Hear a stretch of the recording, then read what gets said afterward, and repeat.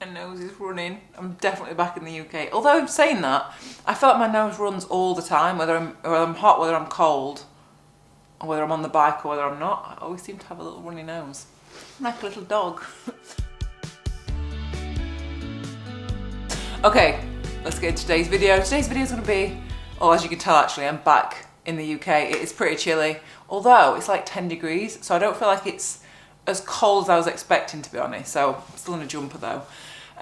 So when I was away, a lot of you were asking me to do a video about traveling with a bike, how I plan these trips, and I thought I would add in a couple of little money saving tips that I've kind of learned over the many years that I've been traveling with a bike. So I hope you find this interesting. So let's have a look now.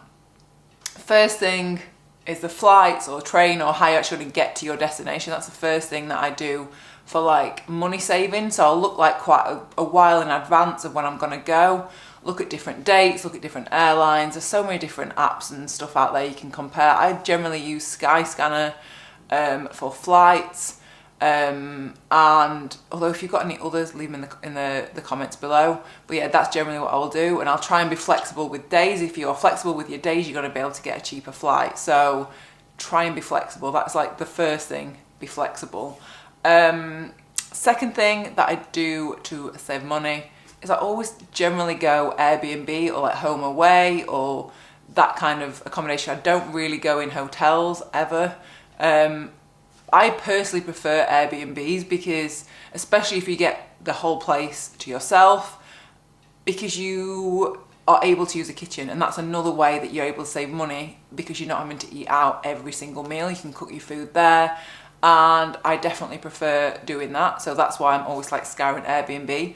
This particular trip to Australia was really lucky because I stayed in the same place that I stayed when I went like 5 years ago.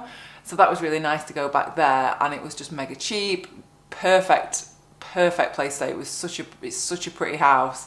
So yeah, I would definitely recommend going on Airbnb and not going on these like huge hotels because they really ramp the cost up of trips. I guess the day-to-day stuff, because all I'm pretty much doing is riding bikes, you're not really having to spend a lot of money like doing activities.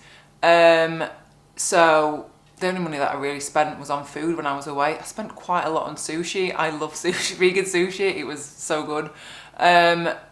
So yeah, I would say that. Also, to save money, I would actually not rent a bike. I would always take your own, because on long haul flights specifically, your bike is classed as checked in baggage. So you just take your bike in a bike box, a cardboard box, a bike bag, whatever you've got, chuck it on the plane, and yeah, that's just classed as your checked in bag. And then I just take a backpack on the plane. You don't really need to take a lot. Like, so for me, all I need to take is a bike, a couple of pairs of bibs, a couple of jerseys, and a couple of outfits and stuff when I'm not on the bike. But for the most part, I'm on the bike, so you don't really need to take a lot. What was I saying then? Yeah, I guess the practicalities of it, I should have said this at the start, but a lot of you are asking like how you get your bike to and from these places, and it's really straightforward.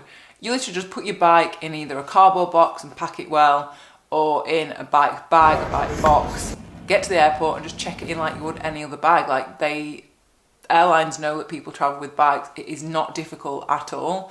And then luckily for me, like most taxis will just chuck it in the back. Luckily for me, I did have friends either end to take me to the airport and pick me up, which was really, really nice.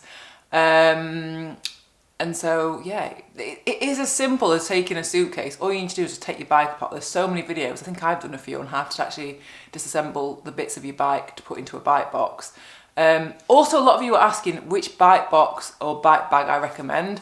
I've done a couple of videos. I will leave them in the link below. But the one that I used this trip, I borrowed it off my friend. I mean, it's all right, but I wouldn't recommend it. So I'm not going to go into the one I use. I just think it's expensive and it just wasn't that great. But yeah, I put a link to the videos that I've done reviews on. So that is that. And so I guess planning the trip itself, I guess the thing is routes, like where do you ride when you get to these places. So there's a couple of different ways that I would like look at. So the first thing is asking if you know people there. Like luckily I know people in Adelaide, so I was able to be like, oh, what's a good loop? Where's a good place to go? One way. Ask a local club before you go. So find them on Facebook, say you're going to be there. Have they got any good routes? Also, another thing that you could do is go on Strava and look on the heat map. So that tells you the roads that cyclists generally use. And also on the segment explore like section of Strava where you can see where the good sections and the good climbs or whatever it is that you're interested in are on the map. So that's another way of like trying to figure out like where you're going to ride. So that's another... God, I've lost my train of thought. That's another way of finding where's good to ride when you're there. Now, one other thing that I would recommend is getting insurance. This is the first trip, the Australia trip was the first trip that I've actually ever insured my bikes. I know you're probably like, what were you doing? You've gone on all those trips, you never insured them. I'm like, I know, it's bad. I think in my defense, it was because it's an alloy bike and it was cheap to buy, so it would have been cheap to replace. So I just thought it'll be fine. But now I've got the titanium CGR, the Ribble CGR and the Ribble SL. I feel like I should probably definitely insure them. And so I asked a load of you on Instagram because I was like, God, there's so many different insurance companies. It is just a minefield. So I was like, I'll ask all you lovely people who you went with, and the majority of you said Lacquer. So I took my insurance out with them. A couple of different things that I like about them. They're run by cyclists. It's a lot cheaper than most other ones because they don't take they don't make loads of money from us paying in. The premiums are generally lower and they vary each month it's like basically like a community-led insurance company, which I really like. So basically the premium changes each month, but the cap is at like the standard rate, so you're never going to pay way more than what you would with another company. But say for example no one claims that month, then your premium will be lower. If loads of people claim, it will go up to that cap top rate, which I really like. It does feel like very community led. And then the other thing, the main reason, I mean I like that, but they were the only company that would insure a bike in a cardboard box. So for me, that's going to be really important because when I'm going to be going to do some point-to-point rides, I'm not going to have a hard case box with me because I'm going to fly to one place and cycle to another and then come home or, you know, get a train or whatever. So I needed someone that would insure it with a cardboard box, and they do. So there is a discount code, so I do get an affiliate like bit of kickback for you getting it, but you get £10 off if you just put Kookaburra in. I'll leave a link to it and stuff below, but if you are wanting insurance, I'll leave a link to that, but you get £10 off.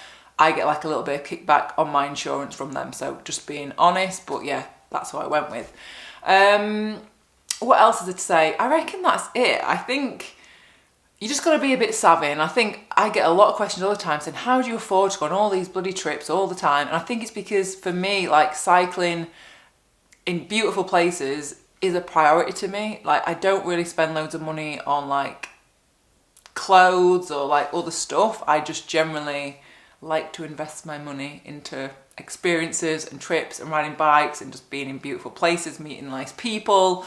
And you can do it on a budget, as I've done. So if you've got any tips below on how you kind of do these cycling trips on the cheap, leave them below. And I think that's it. I'll see you next video. Oh, I will be doing some more Zwift group rides, so keep an eye out on my Instagram.